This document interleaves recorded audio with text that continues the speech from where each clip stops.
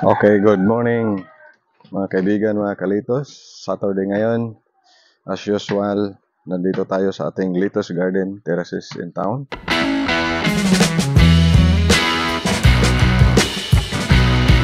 Cultivation yung puno. So, lalagyan natin yan.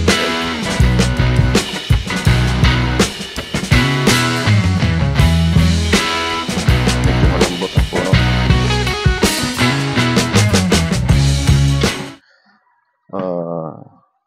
Ngayon, ang gagawin natin ay magkaroon tayo ng extension.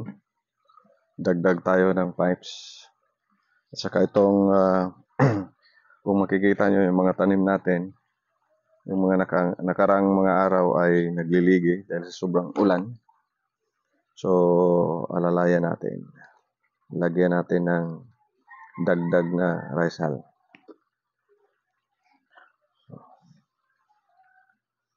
Para hindi sila, para titibay yung kanilang puno. Hindi mag-swing.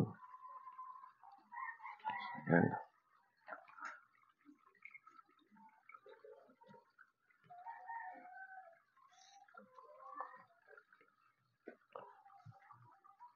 Ito sa ilans. Ito nagtimpla.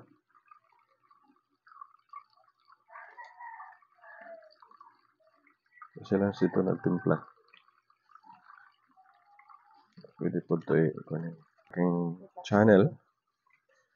Ulitin ko, kung bago lang kayo sa aking channel na ito, please don't forget to subscribe, like, and share para maging updated kayo sa ating mga videos, mga educational videos o tutorial videos. So, yan, patuloy tayo sa ating ginagawa. So, may mga tanim tayo na kinakalkal ng mga ibon. So, yan, dadagdagan natin para hindi tuluyang magligi. So, kumbaga, yan o. Ang iba nakahiga na eh. So, nilalagyan natin yan ng dagdag, kumbaga kung sa lupa, cultivate, naghabok para hindi matamlay. Titibay ang kanilang puno pag dinagdagan natin ng growing media sa ilalim nito. Ayan.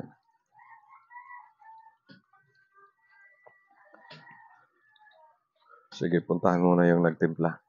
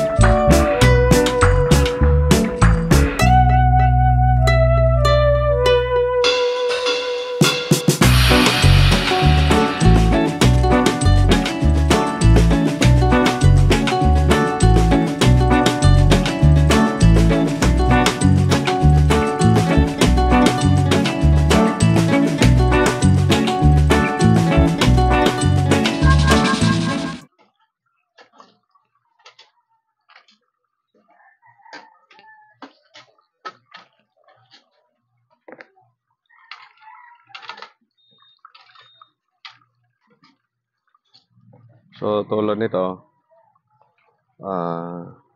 yan, medyo nakahiga dahil kulang sa cultivation yung puno. So, lalagyan natin yan sa ilalim, parang support. Yan. Tibay na, hindi na pag hinihip ng hangin hindi na siya hihiga. Tulad nito.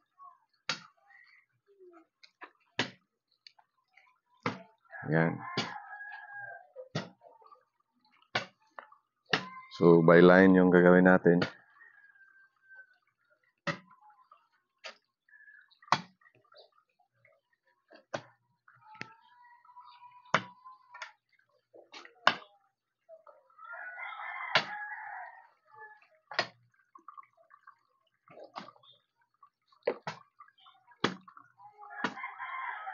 So, yung gamit natin ay rice hull. Napapansin nyo, itim.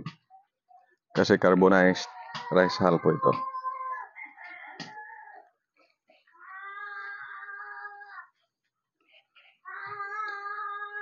Yung kulay lang nito itim, pero pangpalinis ito ng kamay. Pag hinugasan mo, numinipis yung ano mo, kalyo.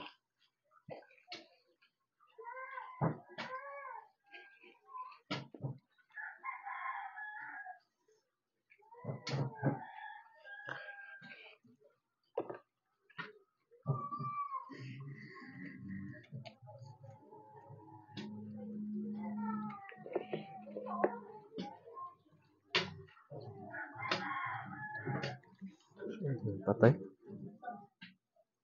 Patay. Tulad nito, tingnan nyo, gano, ganyan. So, naglalaro siya. Ito, kinakalkal ng ibon. Mayroong ibon na nakakapasok. So, yan, nakitang-kita yung puno. So, ang gagawin natin dyan, lagyan natin, pati sa kabila. Yan. So, ngayon, mapapansin nyo, matibay na yan. Yan. Dahil may support na sa mga gilid niya. Tingnan natin yung iba. Yung ibang wala dyan. Walang ano dyan. Kailangan ng dagdag. Dito tayo sa sunod. Hanap tayo. Marami to eh. So ito pa.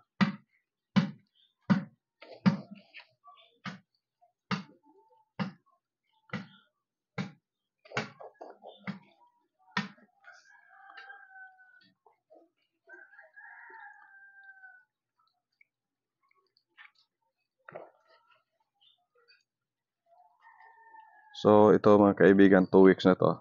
2 weeks old nitong set na ito, yung batch na ito. So 2 weeks pa. Pwede na ito. Ready for harvest na. 2 weeks more. So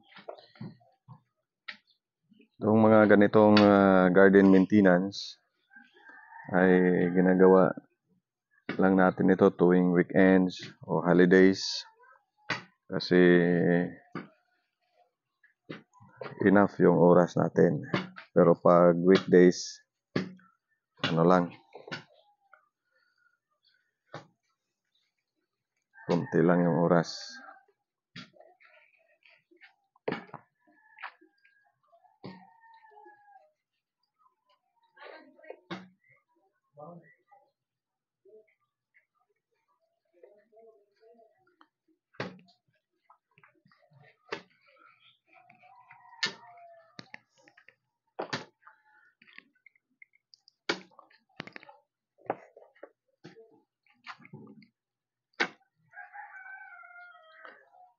So, kung sa Bisaya ito, ang tawag nito, habok. Habukan ang puno para mulig-on ang tanom. Dili maglubay-lubay para makatindog sa maayo.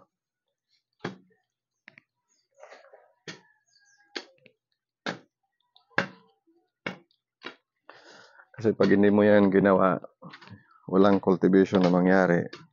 Tapos ganun ang sitwasyon yan, ang condition ng tanim. Lalaki yan na malambot o ligi, tawag yan. So, para makorek Habang bata pa, nilalagyan na natin yan. So, lalaki siyang matibay.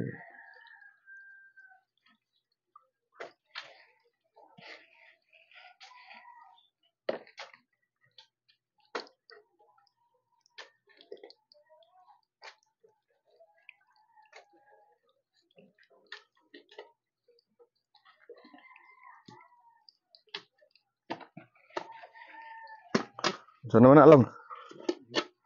Saan naman na? Ika pa ha? Layo naman na. Oh, poste yun. Taang alignment sa poste.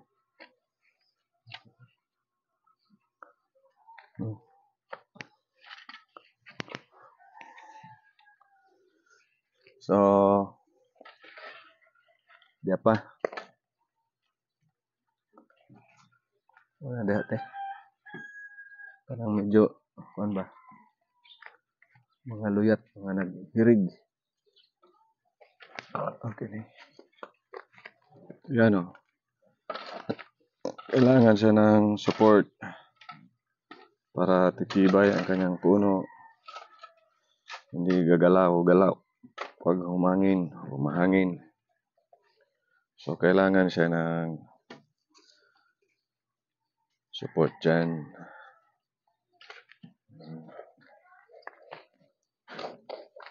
Kasi pag lumalaki yan ang nakatihaya, hindi balance yung dahon. Hindi even.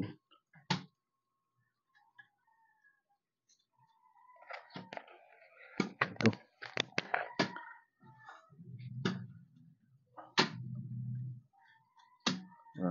Pag nakabaluktot yung katawan ng tanim habang lumalaki, yung mga dahon yan hindi balance.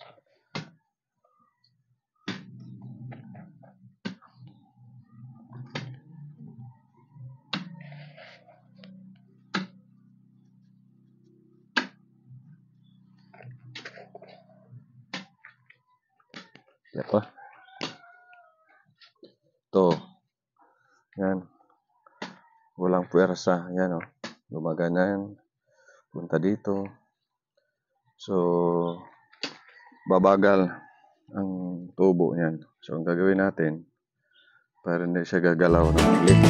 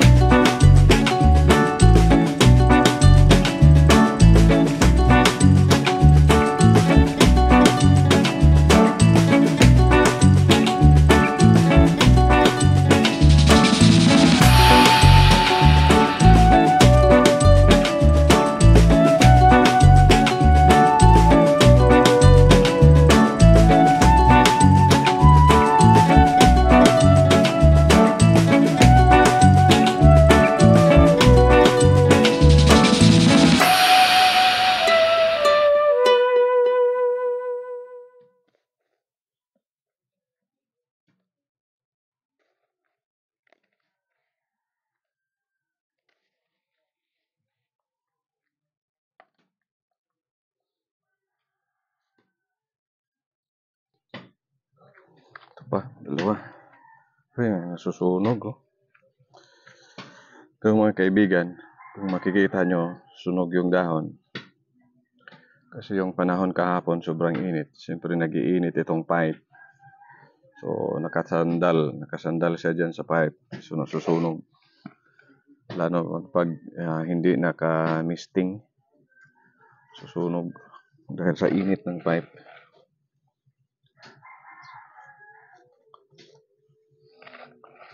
So, lagay natin.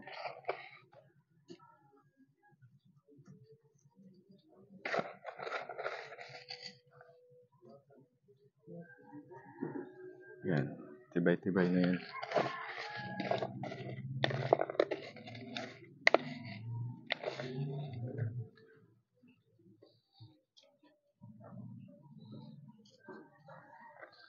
So, yan.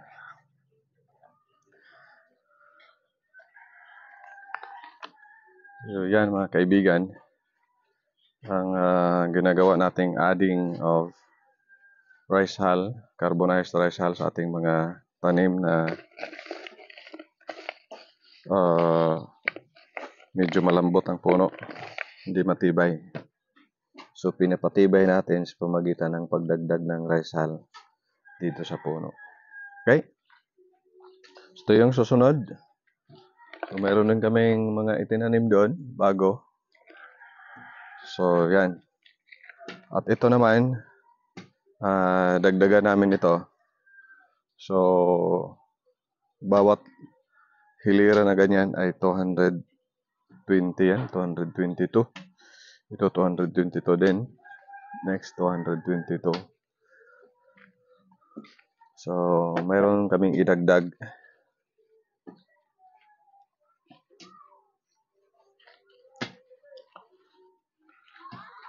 So, dito tayo.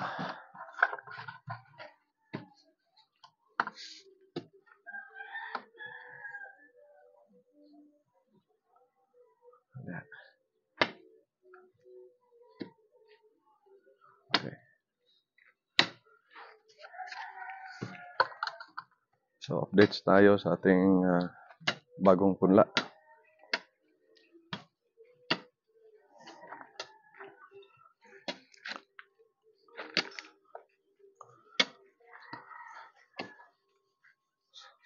So, yan.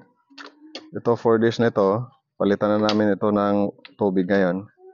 At least 50% with 50% nutrient solution. Ito naman yung pitsay. Yan, si pitsay. Sunod na araw, lipat na yan. So, may pitsay tayo, meron tayong litos. So, naman na lang. Ready na?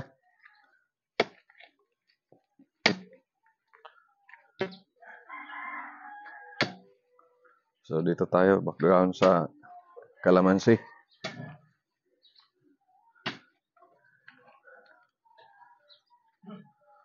Okay. So, dito mga kaibigan, mayroon tayong malunggay. Mayroon tayong loyang dilaw, kangkong. Ito yung malunggay namin na pinutol. Hindi tinanim yan, no? Dumadami na rin yung dahon. So, ito yung limonsito natin. Meron ng mga hinog. Yan, no? Okay. So, okay yan mga kaibigan. Tanim lang tayo ng tanim. Kahit maraming challenges, yung weather conditions natin, yung mga insects. Kaya dito makikita nyo mayroong nakanet dahil bawal dito ang insecticide at pesticides. So, mga pestisidyo bawal. So, depende tayo sa net. So, minsan mayroong nakapasok na mga ibon. Yun, kinakalkal yung mga tanim natin. Okay, so tanim lang tayo ng tanim for food security and sustainability. Let us be happy. Let us be healthy.